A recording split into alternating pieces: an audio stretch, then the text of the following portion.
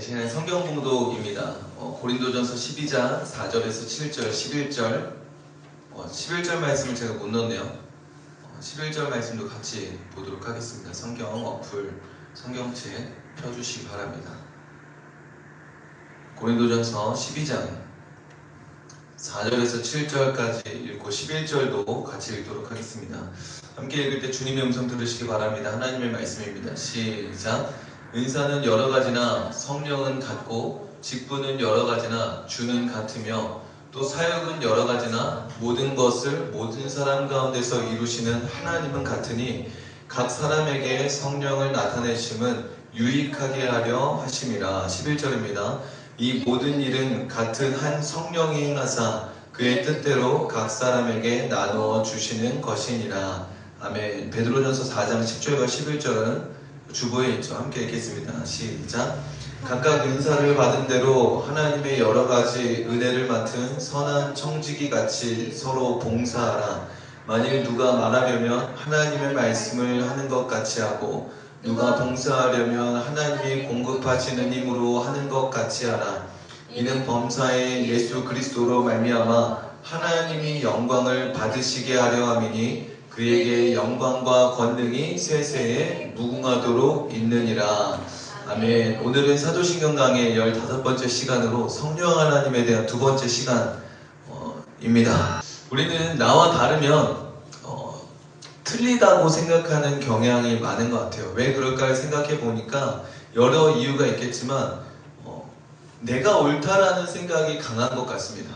내가 옳기 때문에 나와 다른 것들은 다른 게 아니라 틀린 게 되는 것 같아요. 제가 페북에서 어떤 목사님의 글을 하나 봤어요. 그 목사님은 자신이 받은 은사가 신방이라고 합니다. 그래서 365일 동안 신방을 하는 목사님이에요. 그래서 신방하는 목사, 365일 신방하는 목사라는 그 책도 쓰셨어요. 근데 그분이 잘 모르지만 페북에 하나 글 올라온 걸 보니까 좀 비난과 비판, 어떤 평가들이 있었나 봐요. 신방이 핵심이 아니다, 목회는. 뭐 이런 얘기를 들었나 봐요. 왜냐면 그 목사님이 쓰신 게 사람들이 자신이 가진 달란트와 방법을 비판하거나 틀렸다고 말하는 거에 대한 불편한 글을 하고 올렸어요. 그러면서 우리가 서로 축복해주고 응원해줄 수 있는 공동체가 됐으면 좋겠다, 지체들이 됐으면 좋겠다, 이런 글을 쓰셨어요. 그런 마음들을 가지면 얼마나 좋을까. 그러니까 반대로 얘기하면은 그 신방으로 목회하는 것과 그걸 강조하는 주장에 대해서 반대 의견들이 있었던 거죠. 또 비판하는 의견들이 있었던 거죠. 왜 그럴까 생각해 보면 그 비판했던 사람들은 신방보다 더 중요하다는 생각이 있었을 거예요. 그러니까 그게 다가 아니야. 그걸로 목회 다 할 수 없어.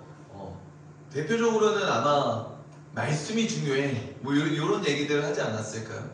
한국교회는 참 비판과 비평과 비난이 평가가 참 많은 것 같아요. 우리 지영님 더 잘 알겠지만 제가 그게 굉장히 강하죠. 저부터 참 많이 반성하게 되는데 돌아보면 그렇게 하는 이유가 뭔가 그게 나를 발전시키는 일이라고 생각을 하는 것 같아요. 그리고 그걸 통해서 내가 옳은 것들을 은근히 저들을 까면서 증명하려는 욕망도 있는 것 같고 내 길이 더 옳다라는 주장도 담겨져 있는 것 같아요. 결국 이 모든 것들은 내가 옳다라는 신념에 대한 문제가 강하다라는 것을 좀 보여주죠. 반대로 그러면 이런 반문을 들 수가 있어요. 그럼 다 맞아? 모두가 다 맞는 거야? 그러면 뭐 종교다원주의 아니야? 이렇게 생각할 수가 있죠. 물론 다 맞다라고 할 수 없습니다. 근데 저는 이러한 문제, 특별히 내가 옳다라고 여기는 이 문제를 해결할 수 있는 방법이 오늘 우리가 살펴보는 이 성령님에 대한 믿음의 고백에 있다라고 생각합니다. 왜냐하면 옳은 것은 내가 아니라 삼위일체 하나님이시기 때문이죠. 그래서 오늘 특별히 이 성령님에 대해 살펴볼 때 성령님이 옳다라는 것이 어떤 의미인가를 좀 곰곰이 묵상해 봤으면 좋겠고 또 오늘 우리가 살펴볼 성령님의 사역은 은사를 주시는 성령님의 역사예요. 그래서 그 은사를 주시는 성령님께서, 은사는 재능이라 할 수 있겠죠. 또 얘기하겠지만 그 재능을 주신 하나님께서 어떻게 우리가 그 재능, 은사를 사용하길 원하시는지를 이해한다면, 그리고 그 은사를 주신 성령님이 어떤 분인지를 믿고 고백하게 된다면, 저는 그 은사를 우선순위로 뭐가 더 높고 뭐가 더 낮고 뭐가 더 중요한지 따지고 평가하고 비난하는 일들이 아니라 함께 연합하여서 하나님께서 은사를 주신 목적을 이루는 일에 쓰여질 거라고 믿습니다. 오늘 그래서 우리가 살펴볼 거는 은사를 주시는 성령님이에요. 고린도전서 12장 11절에 보면 이렇게 나오죠. 성령이 행하사 나누어 주시는 것이니라. 그러니까 은사는 누가 주는 거냐면 성령님이 주시는 거예요. 이 은사는 헬라어로 보면은 카리스마라고 합니다. 그리고 이 카리스마는 카리스에서 나온 건데, 카리스는 은혜예요. 선물이죠. 그러니까 은사는 우리에게 주신 선물이지 내가 얻어낸 것도 아니고 내가 이루어낸 것도 아니다라는 거예요. 그 은사들은 뭔지를 보면은 이 고린도전서 12장, 로마서 12장, 에베소서 4장, 베드로전서 4장, 12, 12, 4, 4. 뭔가 좀 외우기 쉽죠? 고린도전서 12장을 보면은 지혜와 지식의 말씀, 그리고 예언, 방언, 통역, 방언 통역하는 거죠. 병고침, 능력 행함, 또 믿음도 여기 들어가고요. 그리고 또 영분별의 은사가 나옵니다. 로마서 12장에서도 여러 은사들이 나오는데 예언, 그리고 섬김, 구제, 그리고 다스리는 것, 가르치는 것, 위로하는 것, 긍휼을 베푸는 것, 자선, 이런 것들이 은사로 또 나와요. 에베소서 4장에서는 직분으로 나옵니다. 사도, 선지자, 전도자, 목사, 그리고 교사. 베드로전서는 크게 두 개로 나눠요. 말하는 은사와 섬기는 은사. 나중에 한번 쭉 읽어보시면 도움이 될 텐데, 이런 은사들을 특별히 누구에게 주시는가? 오늘 우리가 읽은 12장 4절과 7절을 보면 공통된 표현이 나와요. 각 사람에게요. 각 사람에게. 각 사람에게 주십니다. 각 사람에게라는 표현은 특별한 사람들에게 준다는 의미가 아니라 각각의 모든 사람에게 주신다요. 은사는 특별한 사명자만 받는 게 아니라 모든 사람이 받는 거예요. 모든 사람에게 예외 없이 은사를 주십니다. 근데 이제 이렇게 생각하죠. 저는 은사가 뭔지 모르겠는데요. 전 제 은사를 모르겠어요. 그거는 아직 발견하지 못한 거고 개발되지 않아서 드러나지 않은 거입니다. 그럼 은사는 어떻게 발견되냐? 첫 번째는 은사는 누가 주신다고요? 성령님이 주세요. 그러면 우리는 기도해야 돼요. 성령님, 제게 주신 은사가 무엇인지 가르쳐 주옵소서. 두 번째로는 섬겨봐야 돼요. 공동체 속에 섬겨봐야 돼요. 왜냐면 우리가 여기 보면은 그 7절에 보면 각 사람에게 성령을 나타내시면 유익하게 하려 하심이라 하잖아요. 이 유익하게 한다는 거는 공동의 유익을 구한다라는 의미를 갖고 있어요. 그러려면은 누군가에게 그 공동의 이익을 줘봐야 되는 거예요. 그러면 그때 어떤 은사가 있는지가 드러나게 돼요. 그리고 또 그 공동의 이익을 받은 이들로 인해서 확증이 됩니다. 너 이런 은사가 있는 것 같아. 너는 이런 은사를 받은 것 같아. 그렇게 확인이 되는 거죠. 근데 특별히 또 뭘 해야 되냐면 이 고린도전서 12장을 지나서 13장에 넘어가면 이 모든 것 위에 구해야 될 게 있다고 얘기합니다. 그게 뭐냐면 사랑이에요. 모든 은사를 은사되게 하고 은사를 은사롭게 만드는 가장 중요한 기초가 뭐냐? 사랑입니다. 사랑이 없으면 천사의 말을 해도 그 어떤 것도 아무것도 의미가 없다라고 얘기를 하죠. 그래서 사랑하는 마음을 품어야 우리가 은사가 발견이 됩니다. 제가 반성할 것들이 하나 좀 보게 되었는데, 저는 최대한 봉사를 시키지 않았어요. 봉사를 많이 하느라 지치고 힘들어서 하나님을 예배하고 하나님을 알아가는 일에는 에너지를 안 쏟는 거예요. 그러니까 작은 교회에서 사역을 많이 해왔고, 그래서 이 사역의 일을 하기보다 좀 예배 드려라, 그리고 하나님을 알아가자를 했죠. 그래야 그들이 상처받지 않고 힘들지 않고 예배에 집중하고 하나님을 알아갈 수 있을 거라고 생각을 했어요. 좀 단편적이었던 것 같아요. 그리고 그들이 그것으로 인해서 그들이 자라가지 못했던 모습들이 많았던 것 같아요. 저는 자라갔죠. 왜냐면 제가 다 했으니까, 다 해줬으니까. 근데 그들은 자라지 못했어요. 결국 은사라고 하는 것은 섬겨봐야 되고 행동해봐야 되고 봉사해봐야 되는 거예요. 왜냐면 은사라고 하는 것은 그것을 위해 주어졌기 때문이죠. 자, 그럼 은사를 왜 줬냐? 아까 얘기했던 것처럼 7절에 보면 고린도전서 12장 7절에 보면 각 사람에게 유익하게 하기 위해 공동의 유익을 얻게 하기 위해라고 쉬운 성경은 나옵니다. 그리고 베드로전서 4장 10절을 보면 또 뭐라 나와요? 선한 청지기 같이 서로 봉사하게 하기 위해서 은사를 주신대요. 그러니까 은사는 곧 재능인데 그 재능은 우리는 자본주의 사회 속에서 재능은 무엇을 위해 쓰는 거예요? 돈 벌기 위한 거예요. 그런데 성경은 뭐라고 하냐면 은사는 돈 벌기 위해 주신 게 아니라 봉사하고 청지기로서 섬기게 하기 위해 공동의 유익을 얻게 하기 위해서 주신 거예요. 그러니까 저는 이 표현을 바꿔야 된다 생각해요. 교회에 재능 기부한다. 재능 기부한다라는 말은 뭐예요? 내가 돈 받고 해야 될 재능을 교회에 무료로 내가 봉사할게 라고 하는 거죠. 근데 사실 그 말은 뭐가 있냐면 재능은 돈 벌기 위한 수단이 1순위로 있는 거예요. 그러나 성경적으로 보면 재능은 돈 벌기 위한 수단이 아니라 섬기기 위한 수단이고 봉사하기 위한 수단인 거예요. 누군가에게 공동의 유익을 주기 위한, 특별히 교회를 세우기 위한, 영혼을 섬기기 위해 주신 게 재능인 거죠. 근데 감사한 것이 그 재능으로 우리가 돈도 벌 수 있으니 감사한 거죠. 그래서 우리는 교회에 재능을 기부하는 게 아니에요. 마땅히 받은 은사를 은사답게 사용하는 거죠. 그래서 은사를 사용할 때 보상을 해주면 안 된다고 생각을 합니다. 보상을 해주는 순간 그 은사는 그 목적성을 잃어버리는 거예요. 봉사와 섬김과 공동의 유익을 위한 게 아니라 내 보수를 얻기 위한 도구가 돼버리죠.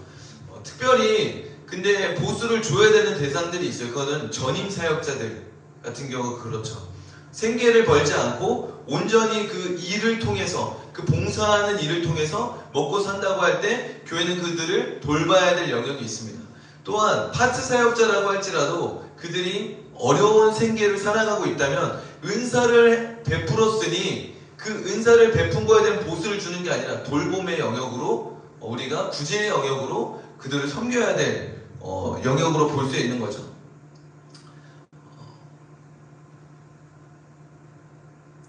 자, 그러면 우리에게 은사를 주신 목적과 본질적인 목적을 좀 더 들어가 봐야 되는데, 봉사하기 위해서 그리고 섬기기 위해서 뿐만 아니라 한 가지 더 중요한 게 나옵니다. 그게 베드로전서 4장 11절 말씀이에요.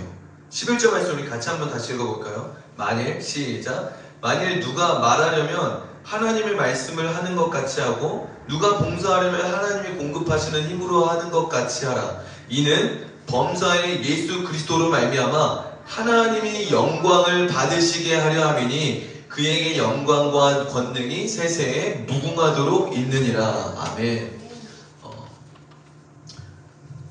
은사를 주신 목적의 제1 목적은 뭐냐면 봉사와 섬김이 아니에요. 하나님께 영광을 돌리기 위함인 거예요.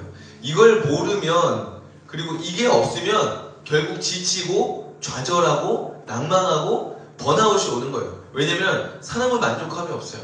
봉사해주고 섬겨도 처음엔 좋아하는데 당연하게 여기고 또 우리에게 심지어 상처를 받아요. 또 우리의 부족한 모습을 통해서 또 이렇게 노력하고 애쓰고 봉사했는데 처음에는 우리가 개척 초기에 이렇게 열심히 하는 게 어려움이 없지만, 열매가 없어도 어려움이 없지만 지속해 간다고 했을 때 아무 열매가 없을 때 이게 맞나?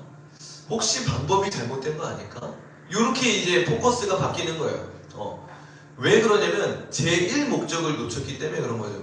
그게 뭐라고요? 하나님의 영광을 위해서 하는 거. 하나님의 영광을 위해서 하는 사람은 사람의 반응에 좌지우지하지 않아요. 사람을 섬기고 봉사하지만 만족시키려고 하는 게 아니에요. 그래서 그들이 우리로 하여금 상처를 받아도 괜찮아요. 그들이 우리를 어떻게 평가해도 상관이 없어요. 그러니까 굉장히 저는 이거를 이해하는 데 좀 오래 걸렸던 것 같아요. 그들을 섬기고 봉사한다라고 했을 때 그들이 실망하면 안 되는 거예요. 그들이 실족하면 안 되는 거예요. 그들이 만족하게 해줘야 되는 거예요. 그러다 보니까 어떻게 되냐면 지쳐요. 왜냐면 만족함이 없거든. 그리고 나는 그들을 만족시켜줄 능력이 없거든요. 근데 우리가 그들을 봉사하고 섬기는 건 봉사하고 섬기지만 그들의 필요를 채우려 노력하지만 결코 그들을 만족시켜 주려고 하는 건 아니다라는 거예요. 우리의 만족의 포커스는 어디에 있어야 되냐? 하나님께 있어야 된다는 거예요. 하나님께 영광 돌리는 곳에 있어야 된다는 거예요. 그때 어떠한 사람들의 시선과 평가와 그리고 어떠한 반응에도 우리는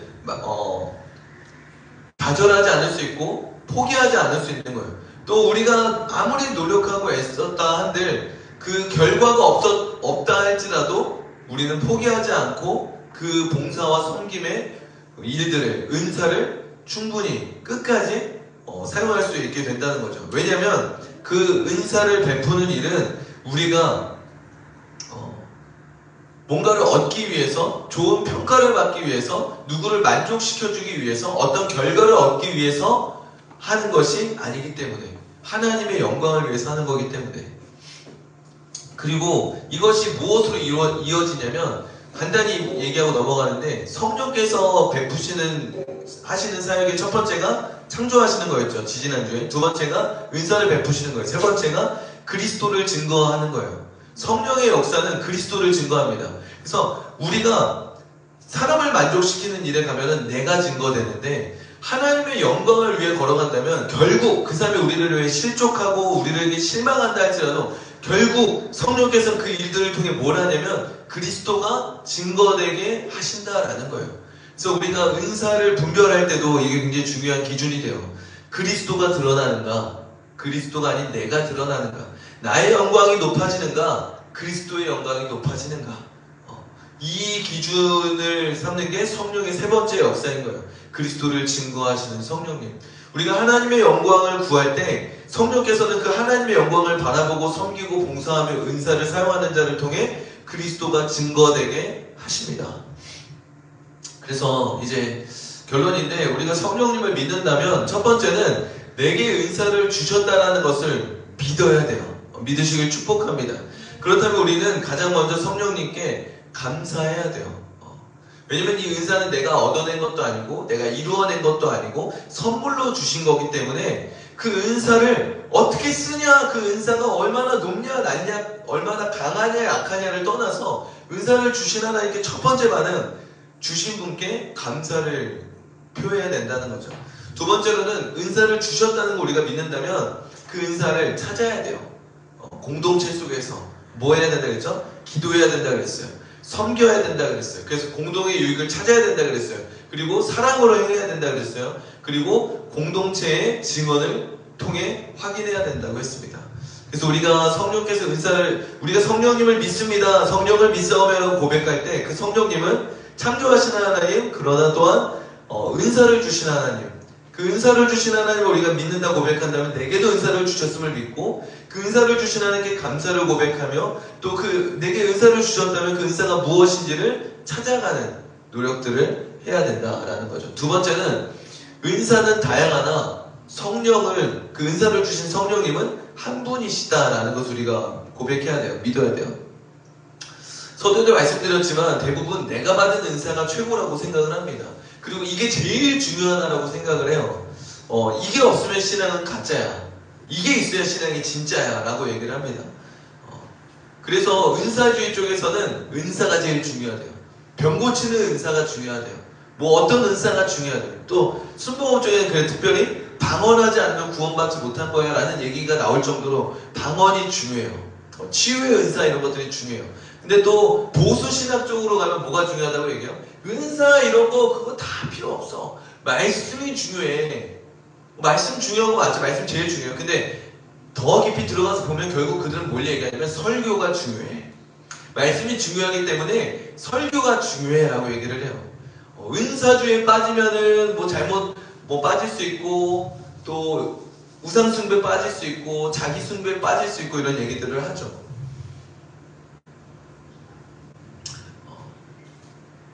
그래서 은사주의에 빠지면 위험하다. 말씀 없이 목양만 해서, 신방만 해서는 위험하다. 말씀 없이 기도만 해서는 위험하다. 말씀 없이 찬양만 부르면 감정에만 빠지면 위험하다. 이런 얘기들을 하는 거예요. 분명 말씀이 중요한 게 많습니다. 그러나 조금 위험한 얘기일 수 있지만 객관적으로 좀 더 빠져나가서 본다면 말씀 때문에 뭐에 빠져요? 이단에 빠져요. 성경 공부로 뭐에 빠져요? 이단에 빠져요. 그럼 이렇게 얘기할 거예요. 말씀을 그러니까 더 잘 가르쳐야지. 그건 잘못된 거잖아. 말씀을 잘 가르치면 그건 사실 딴 것도 똑같아요. 은사도 잘 가르치면 성경적으로, 찬양도 성경적으로 찬양을 잘 가르치면 감정이 왜 빠지겠어? 목양, 신방, 그거 다 설교하고 다 양육하고 상담하고 하는 데서 다 말씀 가지고 하는 건데 잘 가르치면 다 똑같은 거예요. 사실 설교를 해도 엉뚱한 설교를 해버리면 문제가 있는 것처럼. 그러니까 이게 어떤 은사가 더 높고 낮고가 중요한 게 아니에요. 모든 은사는 말씀에서 나온 것들이죠. 말씀에 기초한 은사들이죠. 근데 그 은사들을 가지고서 누구는 가르칠 것이고, 누구는 신방할 것이고, 위로할 것이고, 또는 누구는 병 고칠 것이고, 방언할 것이고, 예언할 것이고, 통변할 것이고, 분별할 것이고, 다양한 역사들을 할 건데, 과연 누가 더 중요해? 누가 더 높아? 뭐가 제일 핵심이야? 은사는 핵심이 없어요. 뭘 얘기하고 싶은 거냐면, 은사는 다양하나 주신 이는 한 분이시다. 성령은 한 분이시다. 결국 중요한 건 누구냐? 성령님이 중요한 거예요. 그 성령님의 은사를 왜 주셨냐가 중요한 거예요. 왜 주셨대요? 하나님의 영광을 높이기 위해서래요. 그러면은 설교냐, 신방이냐, 은사냐, 방언이냐, 병고침이냐, 뭐 예언이냐, 그게 중요한 게 아니라 그걸 통해 결국 뭐가 높아져야 되는 거예요? 예수 그리스도를 통해 하나님이 영광 받으시게 하는 게 목표가 된다면 그 어떤 것도 다 그냥 도구일 뿐인 거예요. 그것을 우리가 성령님을 믿는다라고 고백한다면, 은사를 믿는 게 아니라 은사를 주신 성령님을 믿는다면 우리는 다양한 은사를 가지고 사역하는 이 교회의 여러 가지 모습과 그 방향들이 좀 연합할 수 있지 않을까. 그 목사님이 한탄하면서 서로 좀 이해하는 마음을 가지면 얼마나 좋을까라고 했었던 게, 저는 성령님을 믿는다면 우리가 그 은사를 주신, 다양한 은사를 주신 분이 성령님임을 믿는다면 우리는 그 은사들을 통해, 각각의 은사들을 통해 충분하게 역사하시는, 충만하게 역사하시는 하나님을 신뢰하고 존중하고 또 배우고 함께 연합하고 걸어갈 수 있게 되지 않을까라는 생각을 해보게 됩니다. 결국 우리가 뭐가 더 중요하고 우선순위가 높은지를 따지는 것은 은사를 주신 목적을 놓쳤기 때문이고, 은사를 주신 성령님을 놓쳤기 때문이라고 생각이 듭니다. 세 번째로 중요한 게 뭐냐면, 은사는 하나님의 영광을 위해 사용되어야 된다라는 거예요. 은사는 돈 벌기 위한 수단이 아니라 그랬죠. 또 은사는 나를 높이고 나를 증명하기 위한 수단이 되어서도 안 돼요.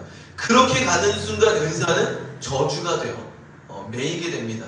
사람들의 평가와 사람들의 시선과 어떠한 결과로서 내가 평가를 받게 되는 거예요. 은사의 목적은 서로 봉사하고 공동의 유익을 구하는 게 있지만 더 큰 목적이 있다 그랬죠. 하나님의 영광을 위한 것이 되어야 돼요. 우리가 사람들의 시선, 평가, 실패 이런 것들을 두려워하는 이유는 나의 영광을 구하기 때문이죠. 나의 의를 구하기 때문이에요. 내가 괜찮은 사람이 되려 하기 때문에 그런 거예요.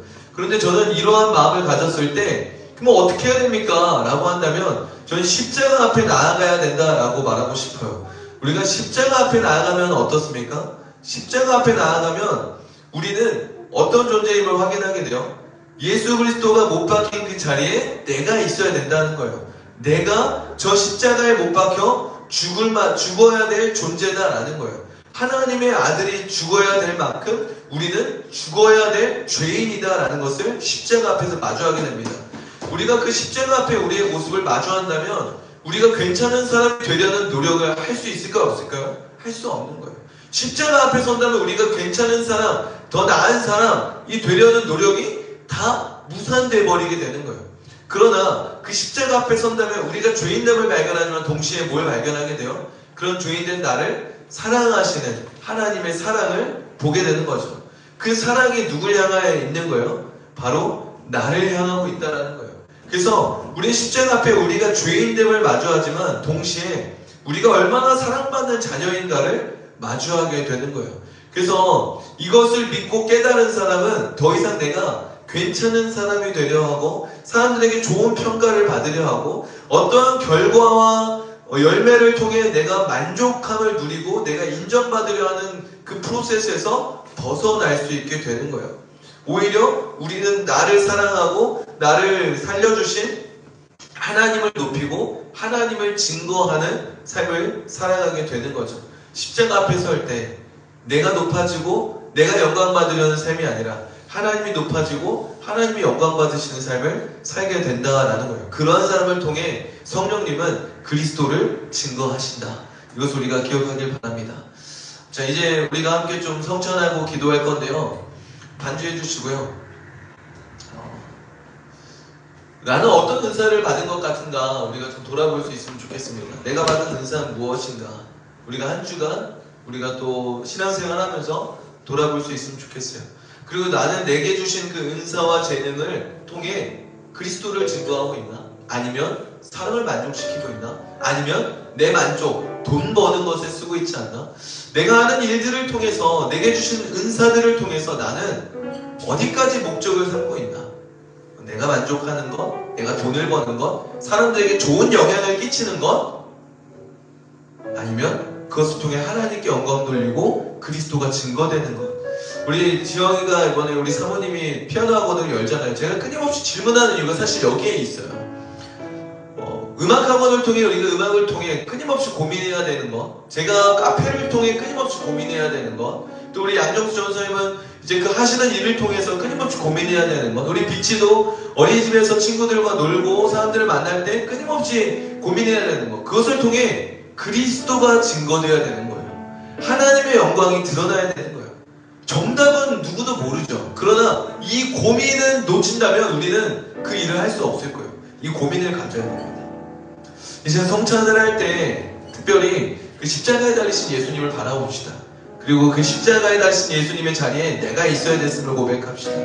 나는 더 이상 괜찮은 사람이 될 수 없음을, 나는 괜찮은 사람이 되려 아무리 발버둥 쳐도 나는 죽을 수밖에 없는 죄인이고 지옥 형벌을 받을 수밖에 없는 죄인임을 고백하며 내가 이제는 인정받으려는 노력, 괜찮은 사람이 되려는 노력, 실패하지 않으려는 노력들을 버리고 나를 사랑해 주신, 나를 사랑하사 나를 대신하여 십자가에 못 박혀 죽으시고 부활하셔서 그의 성령을 보내서 우리를 하나님의 자녀 삼아 주신 하나님을 사랑하는 삶을 살겠다고, 그 하나님을 높이는 삶을 살겠다고, 하나님의 영광을 위해 살겠다고, 그 하나님을 증거하는 삶을 위해 살겠다고 고백하며 이 성찬에 참여했으면 좋겠습니다.